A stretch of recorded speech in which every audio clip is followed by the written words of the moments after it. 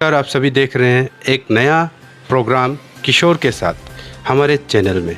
और इस प्रोग्राम में आप एक प्रसिद्ध व्यक्ति के पर्सनैलिटी को, उनके स्ट्रगलिंग को जान पाएंगे, जो अपने मेहनत से ना कि चांगलांग ज़िले के बल्कि अरुणाचल का नाम रोशन किया है। इसीलिए मैंने इस प्रोग्राम का नाम को भी द प्राइड ऑफ चांगलांग ही रखा है। तो आइए इस प्रोग्राम में हम स्वागत करते हैं बोरदुमसा के जाने माने डॉक्टर, ऑथर और एक बेहतरीन कार्टूनिस्ट, जो हमारे समाज के गलत धारणाओं और गलत कृतियों को अपने कार्टून के मदद से समाज के सम्मुख रखा है। तो आइए हम वेलकम करते हैं सर डॉक्टर गुमलात मायो को। तो इस प्रोग्राम का सबसे पहला सवाल है, सर आपके बचपन के बारे में काइंडली आप हमारे अरुणाचल वासियों को थोड़ा बताइए। बचपन मैंने स्कूलिंग के बारे में स्कूलिंग तो बचपन नर्सरी से लेके क्लास 10 तक ये किड्स फाउंडेशन स्कूल चोखम में पढ़ाई किया था। फिर क्लास 11 और 12 आर के मिशन नरोत्तम नगर देवमाली। फिर क्लास 12 के बाद MBBS किया था ये north Bengal medical college Siliguri से। और उसके बाद MBBS कंप्लीट करने के बाद ये गवर्नमेंट सर्विस में ज्वाइन किया है। Okay sir. तो सर आप अपने बचपन में किस तरह के विद्यार्थी हुआ करते थे? किस तरह के विद्यार्थी, मतलब नटखट तो नहीं था, बहुत ही डरपोक, बहुत ही चुपचाप, मैंने चुपचाप रहता था। बोरिंग लगने से ये लाइब्रेरी से जो कॉमिक्स है, नॉवेल्स, स्टोरी बुक्स, वो सब पढ़ाई करते रहता था। खेल कूद में उतना वो नहीं था, क्योंकि खेल कूद में फिज़िकली उतना वो फिज़िक मेरा उतना अच्छा नहीं था जब बचपन में था। तो खेल कूद, फुटबॉल हो या क्रिकेट, कुछ भी हो, क्योंकि हॉस्टल में तो लड़का बहुत है, फैसिलिटी उतना नहीं होता है, तो क्रिकेट फुटबॉल पार्टिसिपेट करने से उतना चांस नहीं मिलता था खेलने के लिए। तो जो मैंने फिज़िकली ठीक है वो लोग ये सब चांस ले लेता था। ओके।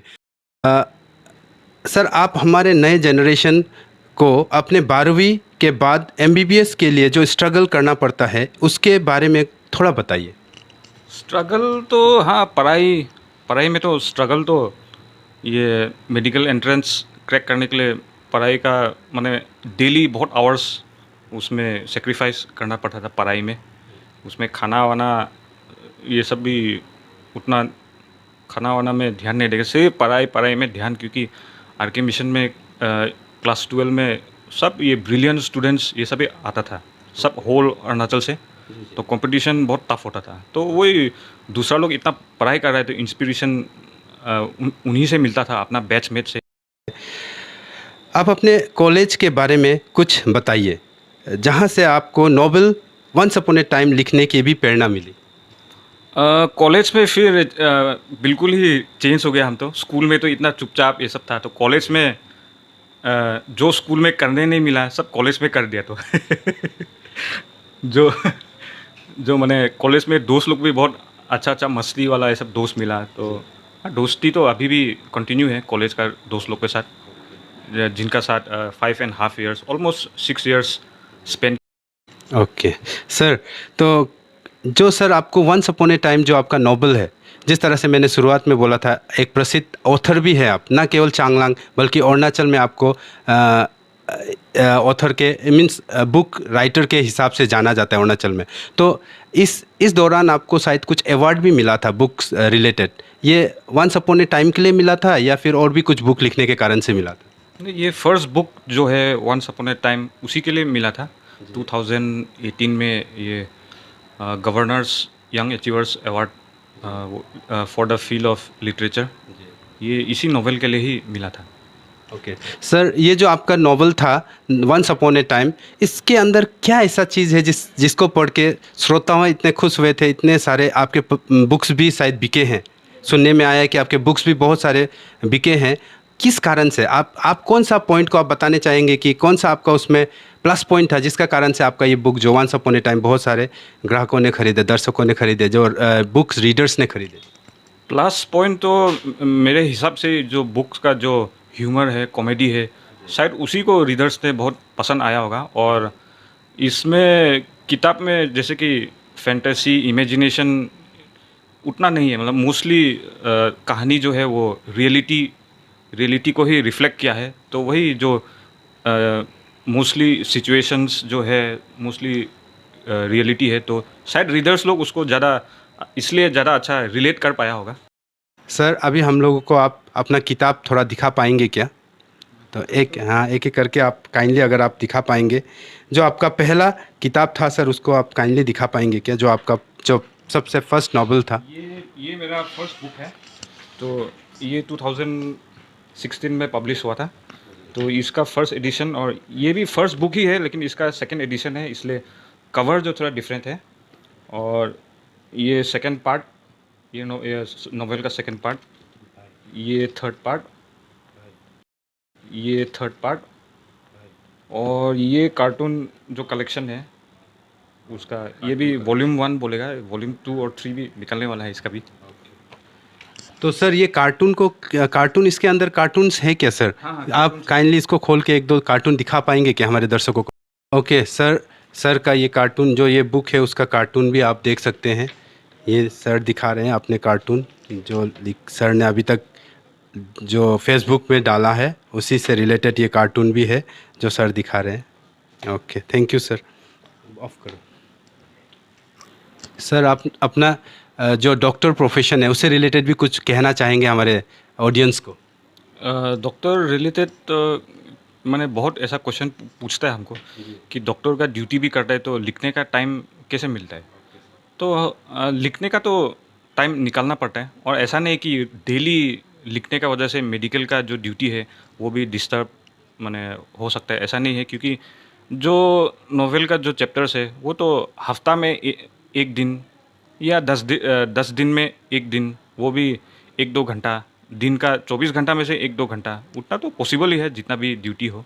ऐसा नहीं कि एक चैप्टर लिखने के लिए 5-6 आवर्स कंटिन्यूस लैपटॉप के आगे बैठ के वो टाइपिंग करते रहना है, ऐसा नहीं है। वो दिन में 1 घंटा या 2 घंटा मैक्सिमम, 2 घंटा के बाद तो दिमाग तो चलना बंद हो जाता है। ड्राइंग नहीं करके उसको मैंने ह्यूमरस वे, ऑडियंस को भी एंटरटेनमेंट मिले, ऐसा इंटेंशन से कार्टून बनाता है। Okay sir. ओके सर, आपको देखने में बहुत सीरियस लगता है। जब मैं आपको मेडिकल में देखता हूँ या हर कोई पेशेंट आपको जब भी मेडिकल में देखता है आपको बहुत सीरियस लगता है, लेकिन आप इस तरह के ह्यूमरस नॉवेल्स लिखते हैं और इस तरह के ह्यूमरस कार्टून बनाते हैं, इसके पीछे का भी राज थोड़ा सा हमारे दर्शकों को बताइए कि खुद को सीरियस तो नहीं बोलेगा हम तो, लेकिन वही है, हॉस्पिटल में चुपचाप बैठता है तो वही चुपचाप बात नहीं करता है, चुपचाप अपना काम करते रहता है, तो चुपचाप को ही शायद सीरियस सोच लिया होगा सब लोग। हुनर, एक आदमी और डॉक्टर भी हैं, ऑथर भी हैं और साथ में कार्टूनिस्ट भी है। एक आदमी के अंदर इतना हुनर केवल मेहनत के वजह से ही पनपा है। तो सर आप मेरे चांगलांग नवयुवक को, न्यू जनरेशन को, आपके इस तरह की जो स्ट्रगलिंग नेचर है जिस कारण से आपने MBBS को कंप्लीट किया और नॉवेल्स लिखे, कार्टून भी बना रहे हैं, तो हमारे चांगलांग युवकों के लिए भी आप कुछ संदेश देना चाहते हैं क्या? संदेश तो यही देना चाहता हूँ कि जितना भी यंगस्टर्स है अपना जो इंटरेस्ट है उसको कंटिन्यू करते रहिए। हाँ, फेलियर मिल सकता है एक पॉइंट में, लेकिन जो पैशन है आपका वो कंटिन्यू करते रहिए, क्योंकि कंटिन्यू करते रहने से सक्सेस तो एक दिन मिलेगा ही। जैसे कि मैंने जो नोवेल का जब फर्स्ट लिखा था तो उसमें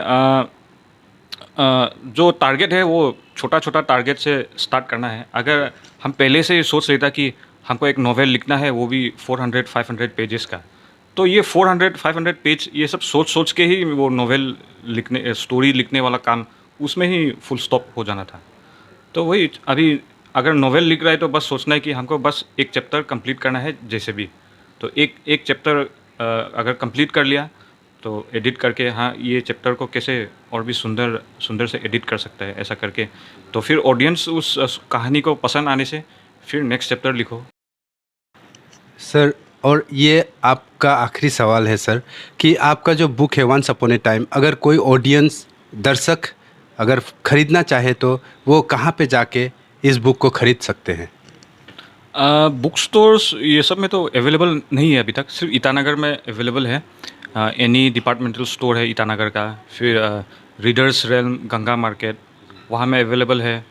और लेकिन कोई भी खरीद सकता है ऑनलाइन, जैसे कि अमेज़ॉन या फ्लिपकार्ट, दोनों में अवेलेबल है ये तीनों ही नॉवेल्स। इवन कि ये कार्टून का जो कलेक्शन है वो भी अवेलेबल है अमेज़ॉन और फ्लिपकार्ट में।